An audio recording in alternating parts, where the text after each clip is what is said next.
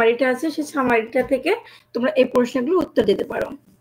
এটা এরকম প্রশ্ন থাকতে পারে। দেন হতে পারে look at the illustration and write dialogue between Julie and Maya about advantage and disadvantage of the morning.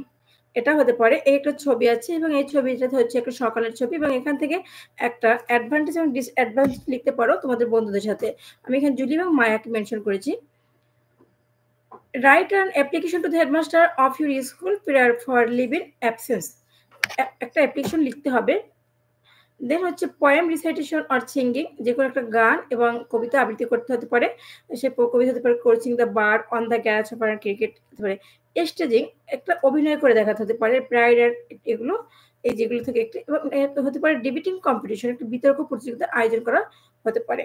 তো এই ছিল নবম শ্রেণীর ইংরেজি স্যাম্পল প্রশ্ন। কেমন? তো নবম শ্রেণীর ইংরেজি স্যাম্পল প্রশ্নটা ছিল। আশা করি তোমরা বুঝতে পেরেছো এবং যদি কারো কোনো সমস্যা থেকে থাকে কাইন্ডলি আমাকে একটু জানাও। আমি চেষ্টা করব তোমাদেরকে সহযোগিতা করার জন্য এবং দেখানোর জন্য। যদি কারো কোনো প্রশ্ন থাকে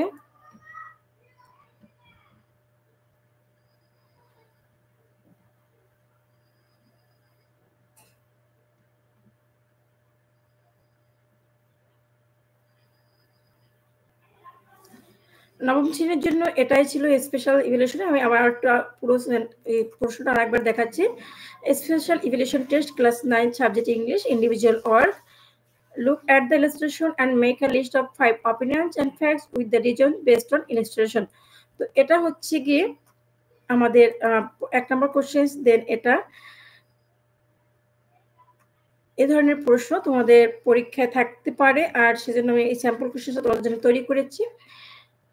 যদি কারো কোনো প্রশ্ন থেকে থাকে এবং কোনো কিছু বুঝতে সমস্যা হয়ে থাকে আমাকে কমেন্ট বক্সে জানাতে পারো এবং আমি চেষ্টা করব তোমাদের উত্তরগুলো দিয়ে দেওয়ার জন্য।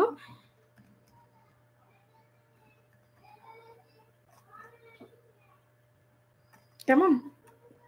তো নবম শ্রেণীর লাইভ সেশনটি আজকে এখানেই শেষ করছি। সবাইকে অনেক অনেক ধন্যবাদ। এখন অষ্টম শ্রেণীর লাইভ সেশন শুরু করব। সবাই ভালো থাকো।